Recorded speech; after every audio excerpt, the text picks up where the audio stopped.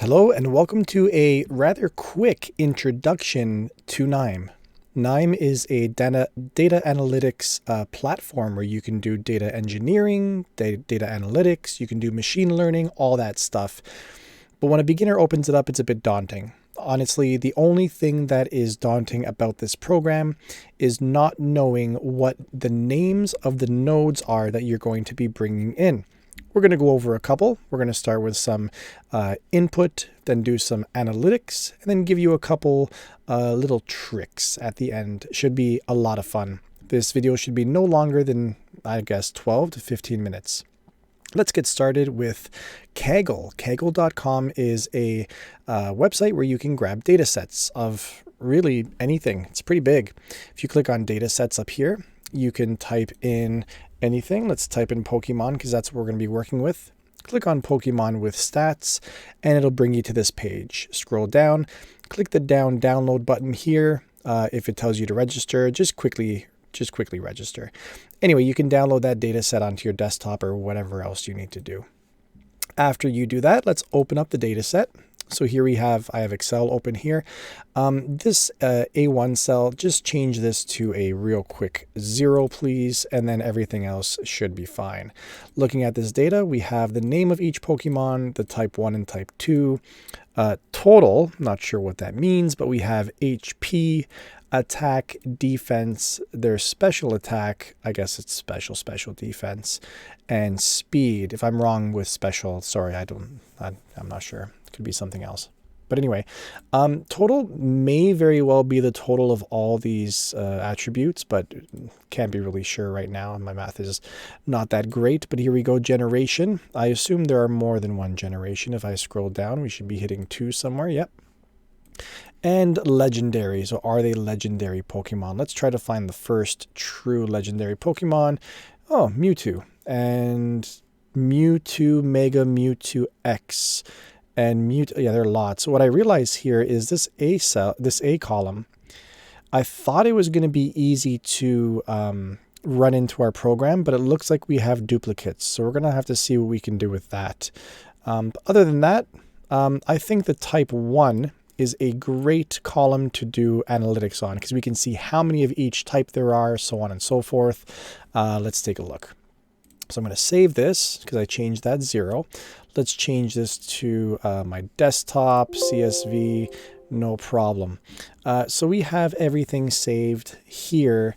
Let's go into a new folder. So I can right click on my local space and I can click on new workflow group. And what that does is it makes a folder inside your local. Then you can right click on the actual folder itself and go to new KNIME workflow. It's going to ask you to name it. I'm going to call it Pokemon, of course, and click on finish. And what it's going to do is it's going to create a new workflow inside that folder, and it's going to open it up right there for you. So let's go over the KNIME platform real quick. On the left side, you have your KNIME Explorer, which are, I guess, all the server. If you have a server that you're connected to up here, or it has the KNIME Hub, some examples, which you can certainly look through. All you got to do is double click this and it'll load you into the server. Then you have your local workspace here. So you can create folders and you can do whatever you want here. This is your workflow coach. This gives you sometimes some good recommendations on if you throw a note in here and you don't know what to do next, it'll give you some recommendations. And it helps out a lot of the time. Then down here is very useful node repository. You can type in, let's say I want to bring in an Excel document. I can look up the Excel reader node by just typing in Excel here. And this is going to be, I guess, the main way you're going to bring in nodes. Down here, you have your outline. This is what your workflow looks like as you start throwing nodes in there. You're going to see the shape of your workflow. You have your console, just like in programming, node monitor. I don't think you need any of that, but here, KNIME Hub. This is great for beginners. If you have any trouble, you can actually search. By the way, you need a KNIME account. Create a KNIME account, username, password, and then whatever you go into here, whatever you click into here and search, it'll show you exactly. For example, if I type in Google Sheets, because I was creating an API and I wanted to do some stuff. But anyway, you can scroll down and you can see other people's work. They can actually upload their workflow. So I click on this the first one. So public Google Sheet meets Excel, blah, blah, blah. On the bottom here, you're going to see a drag and drop as you mouse over. You can literally click and drag this right in, and it'll open up that, should open up that workflow. Boom, look at that. Magic. And someone else made this, and I can steal directly from this, which is very, very useful. Odds are someone's done it before, so don't recreate the wheel every time. Let's get to the main point of this video. This is a Pokemon dataset, and it is a CSV. So if I bring in the Excel reader node, which I just click and drag, and I right click and go to configure, it's going to give me all these options. But if I click on browse and I go to my desktop here, you're going to see that there's no Pokemon data sheet. Why? Why is there no Pokemon data sheet? That's probably because it's a CSV and not an Excel document. So I'm going to right click, go to delete, and type in CSV. So here we are, bringing the CSV reader, and I'll click on configure, and we'll try that again. So browse, I'll go to my desktop. Oh, there it is. So I'll double click that. So here we go. We have our Pokemon data set, and it gives you, once you bring it in from your browse, it gives you a nice little I'm going to call it a thumbnail. It's not a thumbnail. It's not a picture, but this gives you a little idea as to what your data set looks like. Now, we've looked at it already, so I don't have to keep looking at it. But you notice this row here, this row right here is my first column. This column, is my first column, and I know it has duplicate values. So if you were to choose this, where is it? Line break custom. No. Has column header. Okay, so that's one. If I were to click on that, what it does is I do not have a column header. So I'm telling it I do not have a column header, but I do. I do have a column header. So if I click on has column header, it'll actually throw it up and it'll name each column whatever the first row said. So this is very helpful if you want to start your analytic process. You want all of these columns named appropriately. So has column header is something that you want to use. If your first row, let me click it off. If your first row you have designated as your column headers, you want to say has column header, boom, and it throws them up. So you want the names of your columns up here, sure. Has row ID, same kind of idea. So if I click this, which would be a mistake in this case because we have duplicates. Let me go to 150 because I know those were a duplicate. 150, yeah. See how there are 3 150s? If I click apply and OK, and I try to execute, it's actually going to give me an error. And if I mouse over, it's going to say encountered duplicate row ID. And it says 3. Let me see what 3 is. Oh, I didn't even realize there are actually 2 3s right there. So if you have a row ID duplicate, you cannot use this. You have to click it off, and it'll automatically give you like these default row 0, row 1, row 2, all the way down to whatever, how long your data set is. So that's good. Click yes on has column header and make sure you have clicked off has row ID. Let's apply, click OK. Then we can right click and click on execute, or you can just click and use a shortcut key, which is F7.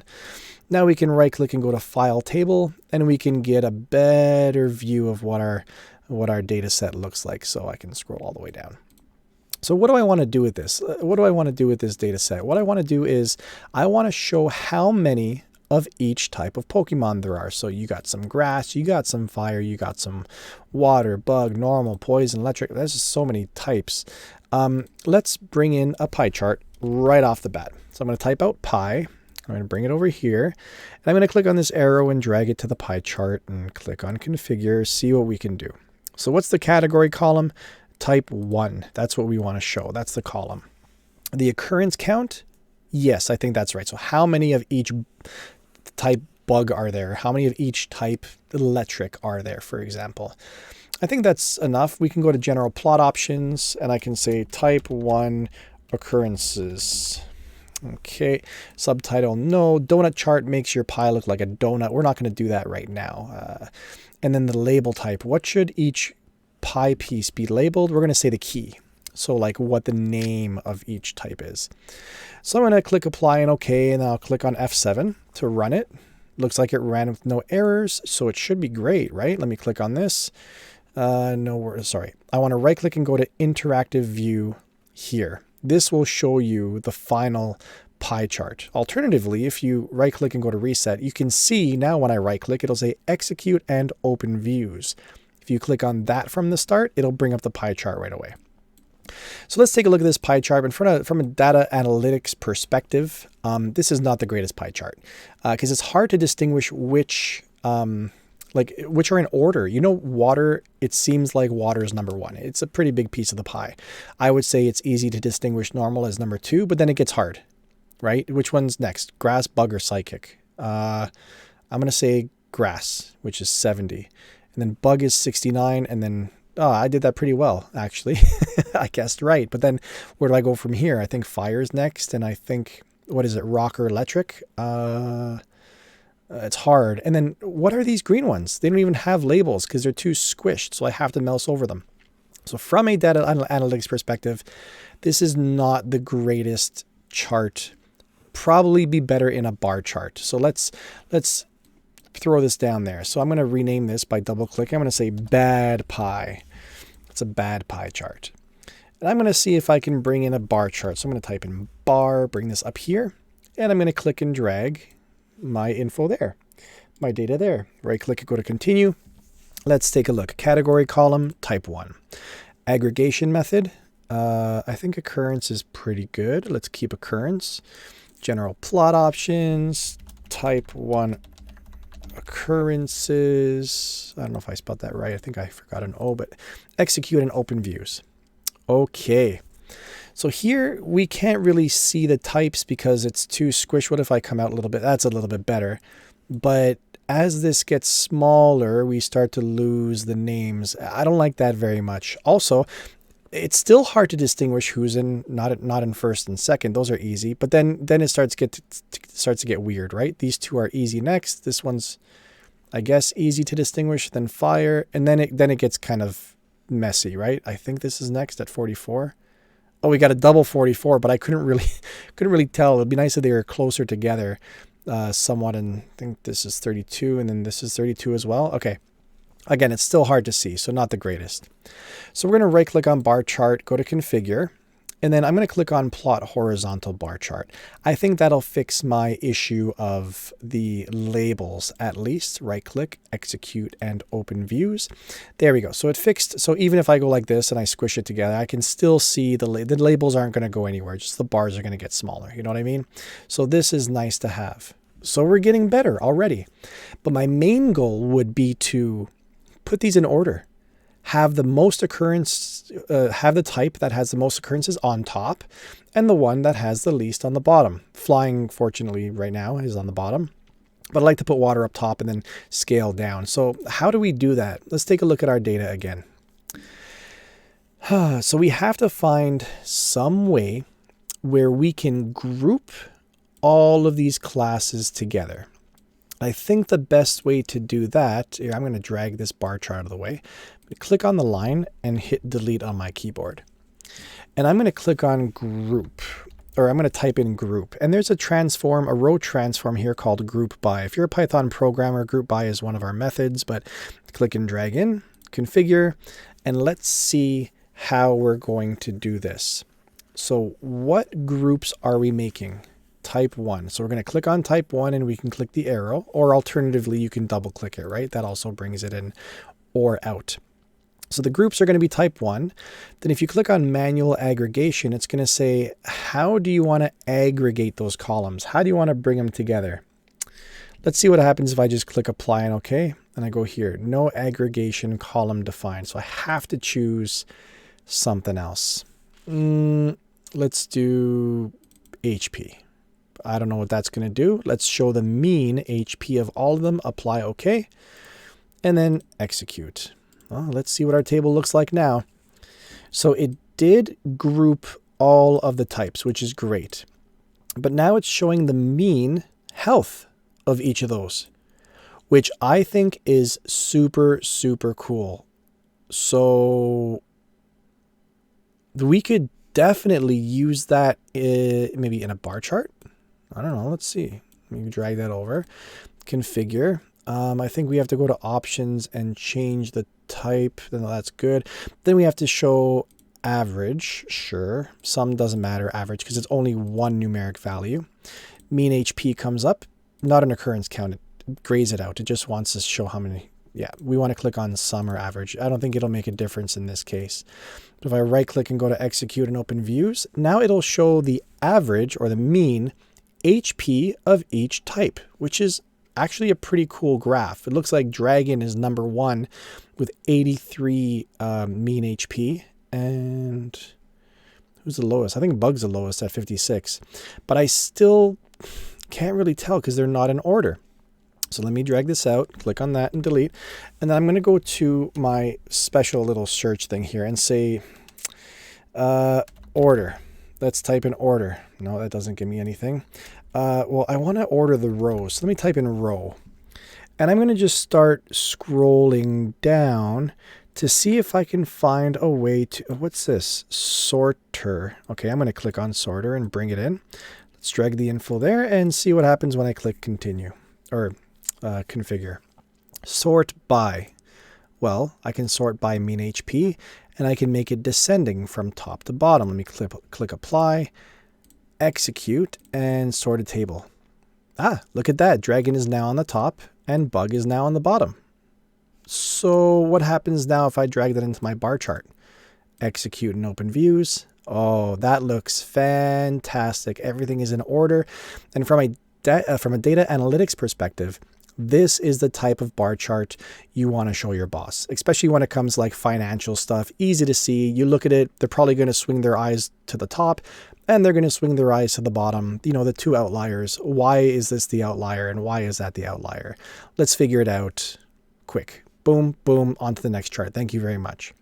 That's what you want to do with data analytics. You want to show things quick like that. But this wasn't our goal. Our goal was to show what? Let me right click on the sorter and delete this. Our goal was to show how many of each type there are. So let's go back to our original table. I have to add something. I think I have to add another column here.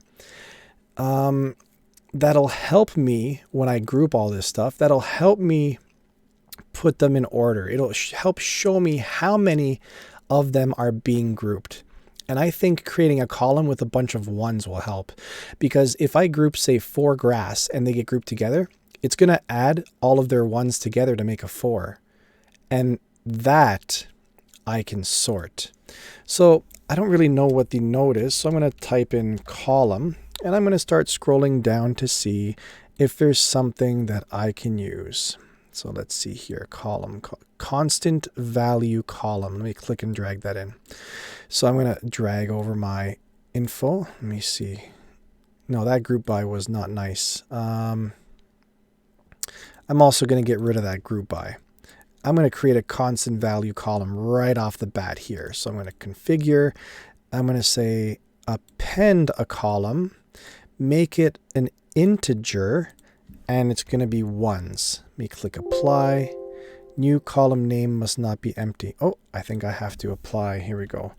Ones. I'll call it ones. LOL. And then I right click and I go to execute and I right click and go to output table, and look at that. I have a column now of ones. This is something I can aggregate. So now I go to group by, and I'm going to bring in this group by node again. And I think you know what to do. Pause the video, try to do it yourself. When you're back, you want to see here, you right click on the group on the group by to go to configure, and you want to bring in your type. But now after you bring in your type, you want to click on manual aggregation, and you want to choose that ones column that we just made. And we want to choose, scroll down, sum. So we sum up that entire column, apply, okay. So now when I click on execute and group table, you're going to see how many of each type. This is the trick, by the way, at the end of the video. This is what I was trying to show you. But the trick is now you have that, which I think you can finish now. If you go to row sort, where is the sort? Sorter here. Bring that in, right click configure, choose the sum, descending, apply OK, and then drag that to your bar chart. Let's make sure the bar chart is right. Type 1, sort by sum. Let's go to sum instead of average, right? Sure. Actually, it doesn't matter because there's only one value of each.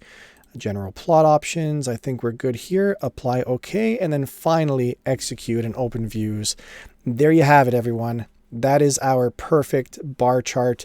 And that's the little trick. If you're having trouble getting to this point here, just hub search it. You can go here in the nodes repository. You can even backspace, and you can look manually for all these things, right? Just look around. Especially as a beginner, you're going to be going around. So we went from here, interactive view, this nasty looking pie chart, to an even nastier looking bar chart, to now something that makes sense. Thank you very much for watching, and I hope you enjoy your KNIME experience. See you later.